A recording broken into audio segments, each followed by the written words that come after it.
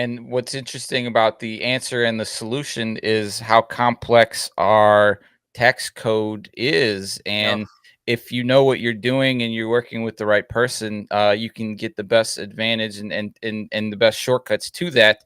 And so, with that, let's go ahead and bring in our special guest for the day, Miss Rachel Ferris, CPA, pro expert at helping some of these lovely investors all around the world maximize these profits through these tax concepts. Rachel, welcome. Thank you for joining us. How are you doing this morning? I am doing great. Thank you both for having me on. yeah. Well, and so let me ask you, Rachel, what's the most common question that you first get from some traders that, want to know what they can do or with the best approach to, saving, in these tax concepts?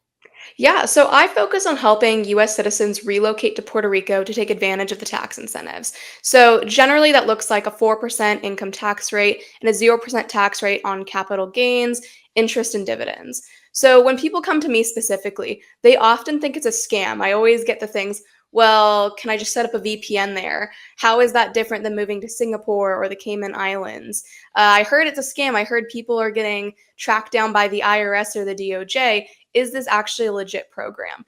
And the true answer is yes. It is literally one of the only places that US citizens can actually move, not renounce their citizenship, and take advantage of these unreal tax savings. Most cases, people actually need to renounce their US citizenship if you're taking advantage of the Cayman Islands, Singapore, Dubai, or these very popular tax hotspots because of the fact that US citizens are taxed on our worldwide income. And so, because Puerto Rico is a territory and they don't have voting representation in Congress, as we all know, no taxation without representation, they're able to actually create their own tax laws, and you are able to keep your US citizenship by moving there. And You is know, this is it? oh, go Oh, ahead. go ahead. I would say, No, is no, this you new? go. You Is go. this new? How long has this been around? Yeah, so this Yeah. was introduced in 2012 originally with Acts 20 and 22. So it really came from an economic instability point of Puerto Rico, where they wanted to attract entrepreneurship, capital, and investors to the island. So they started off with some base level benefits. And then after Hurricane Maria, and as kind of the economy has started to shift over the last decade or so, they renewed the benefits and started with Act 60, which are the current level benefits right now. And it's been very tried and true. There's over around 6 to 7,000 people that have already taken advantage of these benefits on the island. I believe there's about 7 to 10,000 decrees currently being processed by the Puerto Rican government. So we're getting more and more people moving down as we're seeing this political instability, a little bit of market volatility, because people want to use tax planning as financial planning almost. It's a great way to lock in a specific rate with the government with a decree for 10 to 15 years, and you can exactly assume how much money you're going to save. So it's been really, really, really popular. So wait. I'm dumb. What is decree? You said seven to ten Yeah. thousand decrees. That means applications. Yeah, so when you move down to Puerto Rico, first of all, you need to establish residency and you'll submit this application where there's a bunch of them, but the two main ones are for export services, so a business decree that is exporting services off the island of Puerto Rico. And the one that will apply to most of your viewers is the individual resident investor decree. So that is for people that are taking advantage of interest, dividends, short and long-term capital gains, and you apply for this decree with the government. Most of the time I see this accepted. Very few times have I seen it be rejected, mostly because someone has not filled out the application correctly. But you're able then to take advantage of anything that's sourced to Puerto Rico. So 0% tax on your short and long-term capital gains, 0% tax on interest and dividends that are sourced back to Puerto Rico on everything that is post-move. So that's a very key differentiating factor. So let's say you've owned Apple stock for 10 years, you move to Puerto Rico, and you live in Puerto Rico for 2 years after, and then you sell it. Well, you're not going to get that whole 12 years of appreciation considered as a Puerto Rico capital gain. That first 10 years you're living in the US is still going to be a US capital gain. But those 2 years after, we'll mark the date that you actually moved down. That's going to be Puerto Rico sourced. There's some interesting tax rules in Puerto Rico as well, where if you do live there for 10 years after, those long-term capital gains that you've held before you moved can then be taxed at a 5% rate. But most people I see don't end up staying the full 10 years. I see more in that 3 to 7 year range. Okay. So what you're doing is you're helping people move permanently to Puerto Rico, or Yeah, are so people part-time residents of Puerto Rico? How does that work? So you need to meet three tests. It's the presence test, the tax home test, and the closer connection test. The presence test is kind of what everyone always talks about, 183 days. There's a few other IRS rules that you can do to make that, but most of the time it looks like 183 days for people. The tax home test is where you're doing business from. So are you making your trades while you're in Puerto Rico? Are you running your business from Puerto Rico? Or do you have a W 2 job that's in San Francisco that you're flying back to every single week to work in person, right? The third test is the closer connection test. I like to say this is where your heart really lies. So they want to show that you've moved to Puerto Rico, right? So that means joining a church in Puerto Rico. That means, owning a home in Puerto Rico. You do need to buy a home within 2 years. That means not having a home available for use in the US, so renting out your current home. That means bringing your belongings down to Puerto Rico. That means if you're married and you have kids, they should be in Puerto Rico with you. You should not be having your wife staying in New York and you're down in Puerto Rico. You need to make it look like you actually moved, that the things that matter to you are down there and that you've established a life down there.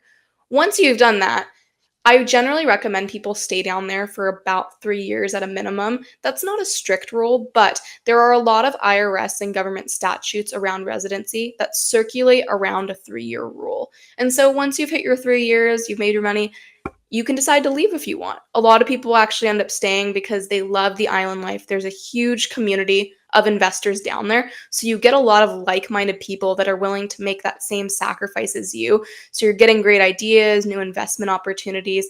And everyone I know has really grown their wealth just because of the community and the connections that you build there as well. Now, Rachel, what about, this is going to sound really dumb, but what about, we always hear every season that Puerto Rico is hit by hurricanes. Do people want to put themselves into that peril just to get tax benefits? I don't know. What's the Yeah. thought on that? Well, I actually spend around 4 months of my year down there, mind you, not hurricane season. But to be honest, I think what I see a lot of people doing is during the really warm months and hurricane season, they just go live somewhere else. They go on vacation for a bit. With the individual resident investor decree, the idea behind it is that you need to initiate trades when you are physically located in Puerto Rico. So you need to Oh. buy or sell while you are physically on the island. When you go off and you go on vacation, as long as you're not hitting that button on your computer, that is completely fine. You can go spend your time off the island for trading and investing purposes, and that's going to be all right. You just need to make sure that you are physically on the island of Puerto Rico when you do that. So feel free to take hurricane season off, take a little bit of a break from trading, right? The other solution that I see with people is if you have the means to do it, I tend to book flights. So what I do is I book one of those refundable flights. If I hear there's a hurricane coming every single day that week, cancel my flight, cancel my flight, cancel my flight. If I need to leave the island, there's some great airports on the island. So it's not something you necessarily need to worry about. You can get off the island pretty quickly.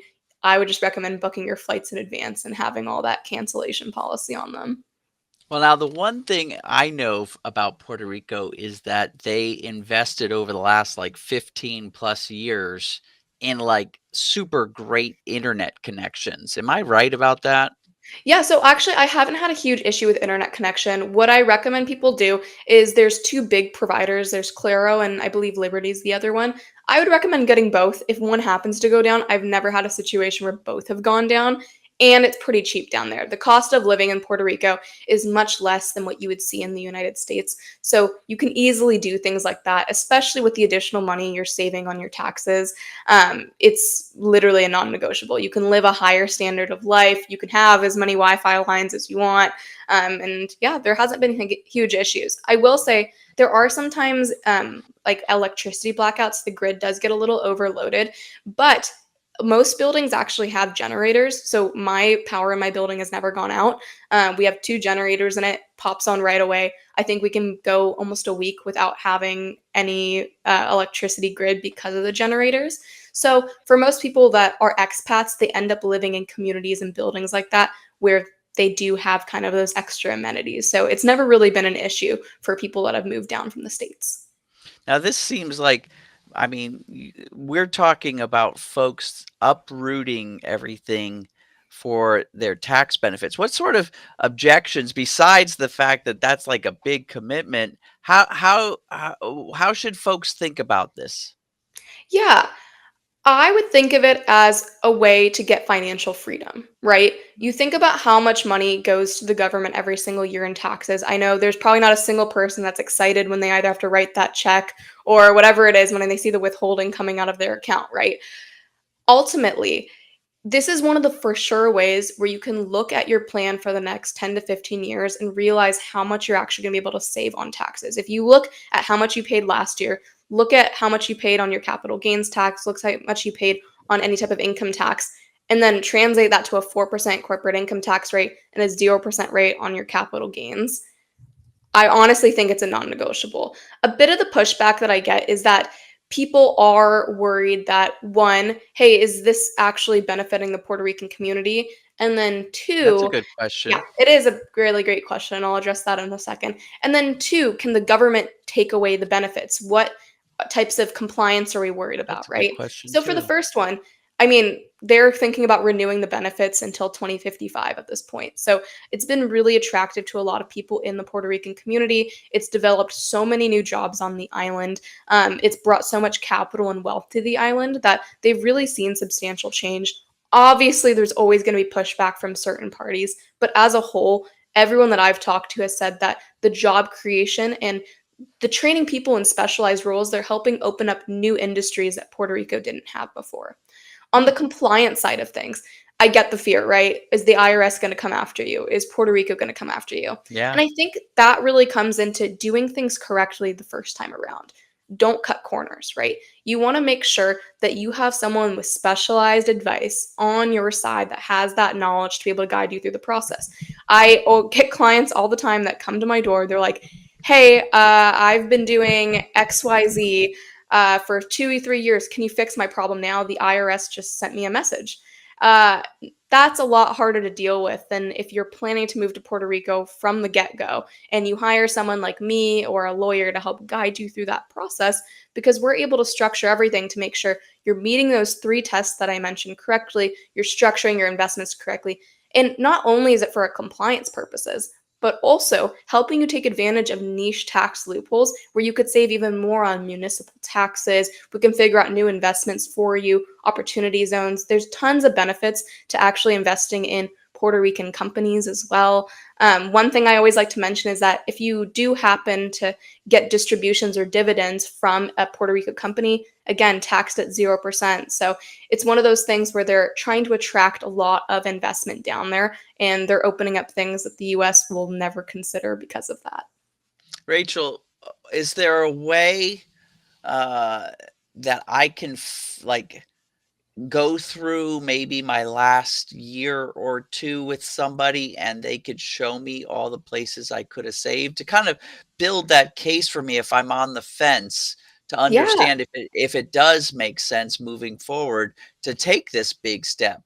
1,000%. So the two options I'll kind of give you are I offer consultations. So if you want to go to my website, rachelferriscpa.com, we can hop on a call. And if this is something you're legitimately considering, we can go through that entire thing, go through your situation and figure out, hey, how much could you have saved? I'm actually in the process of developing a calculator right now as well. So I Oh, can that eventually would be share that cool. back to you so you can plug in your own information. And then the other thing is, I have this education course at maximizewealth.com. And this has two free modules in our free preview where it'll walk you through basic eligibility. It'll walk you through a case study of kind of how someone I worked with has saved money. And you can kind of envision yourself in those shoes and just do the quick calculations yourself as well. This course walks you through absolutely everything you need to know beginning to end, from strategy all the way through compliance. I always like to say the 80-20 rule. 80% of people have the exact same situation or a very similar situation. 20% of people have a different situation. Those 20% should come to me directly. If you're just day trading, you're just a normal investor, you're someone that doesn't have multiple international entities and we're dealing with really complicated structures, I would 100% recommend taking this course or even just looking at the free preview just to see if you might be able to benefit from Act 60. I guess what's coming up in my mind is what, I live here in Washington, D.C., so I get all sorts of opinions. And Mhm. there is this like grassroots push to make Puerto Rico a 51st state, right? Should the pendulum swing in the opposite direction? What then, right? How do you navigate all this changing stuff? Yeah, no, and that's a great question. I will say I think the likelihood of that's really low. That's not what the Puerto I Rican do community too. wants. So I would argue I don't think that's going to happen. But to address the part about being kind of tumultuous in a political environment, right? When you apply for your decree and you sign the decree with the government, you automatically get those benefits depending on your decree for 10 to 15 years. So Okay. no matter what happens politically, unless it becomes a state, then you will have those benefits locked in. So even if the Puerto Rican government decides, hey, we're going to get rid of Act 60, we're not going to renew it, you are still have a locked in contract with them for that 10 to 15 years.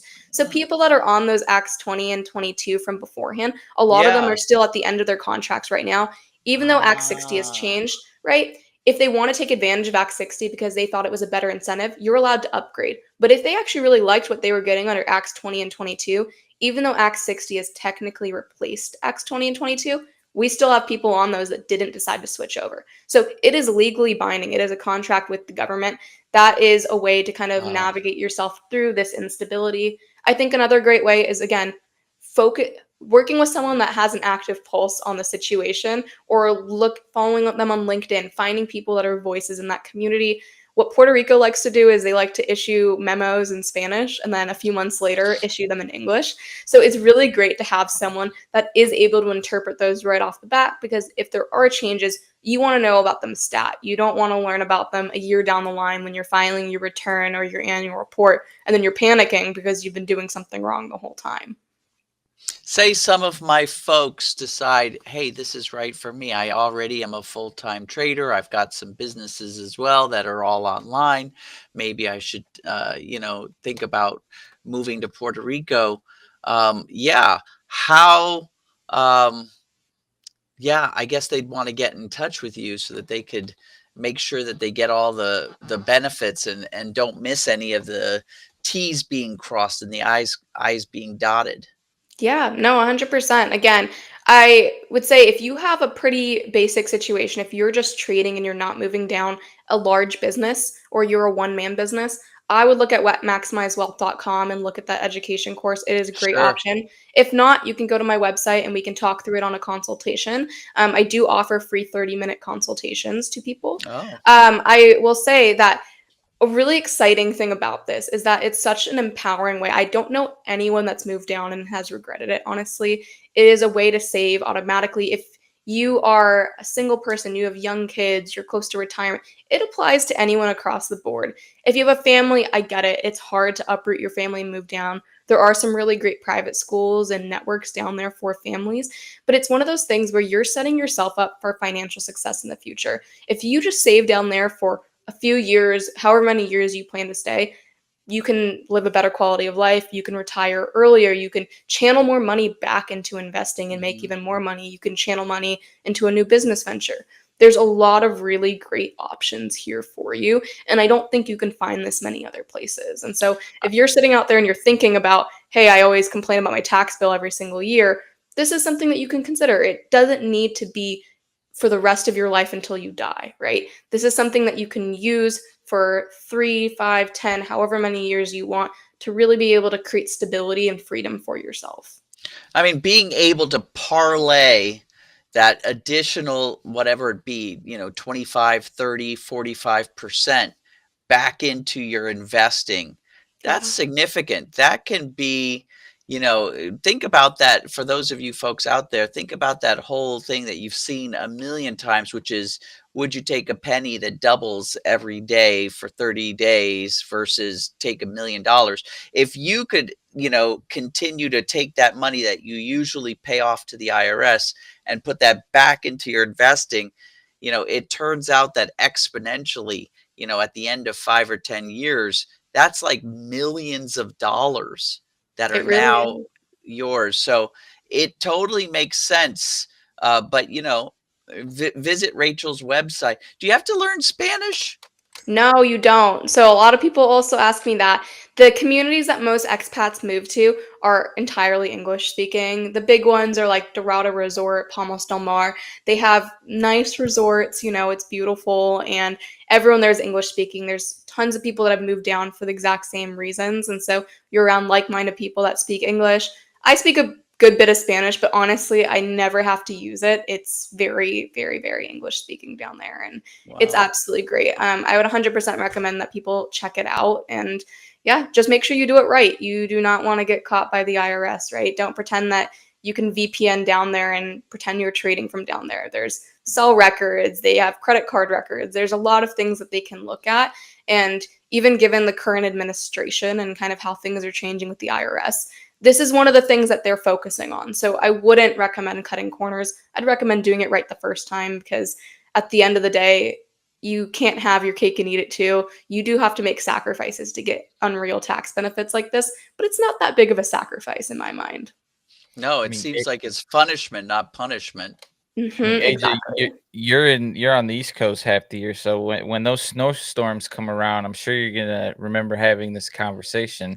Uh, You got most of you guys know that I have a sideline business where I teach folks how to scuba dive. I mean, that would hey, be like dream right there.